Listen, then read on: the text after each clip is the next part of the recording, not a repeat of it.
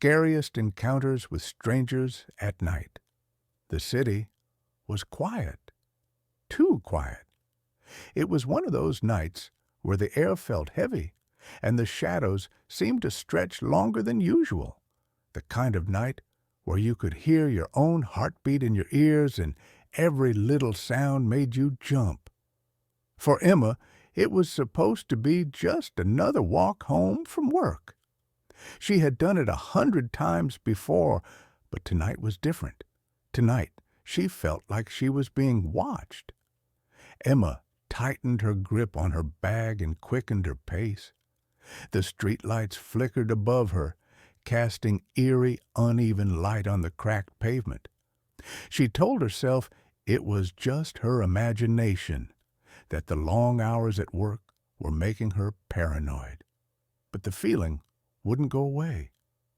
She turned the corner onto a quieter street, one she usually avoided but had taken tonight to save time. The buildings here were old, their windows dark and lifeless. The only sound was the faint rustle of leaves in the wind, and then she heard it.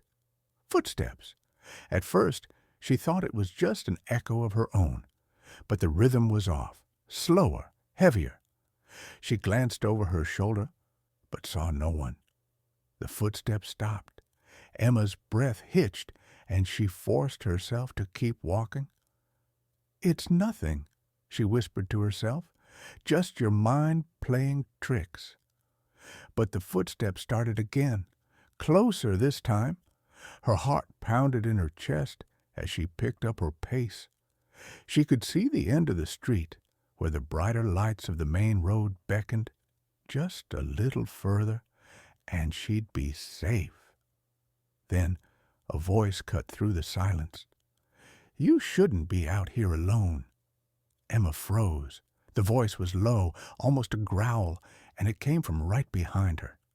She turned slowly, her hands trembling, and there he was, a tall figure in a dark coat, his face hidden in the shadows.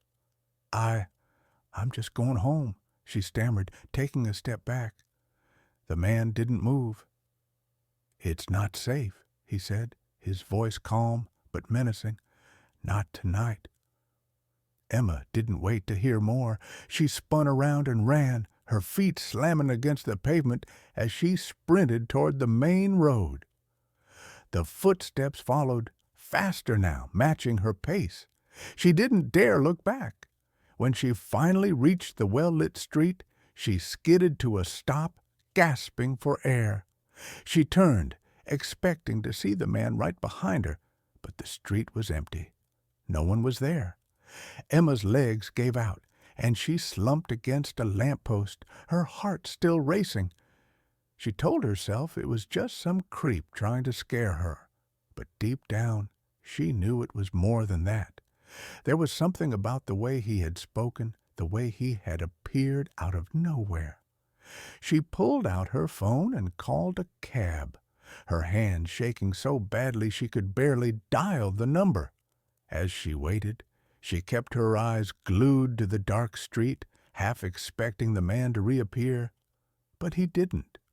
When the cab arrived, Emma climbed in and gave the driver her address.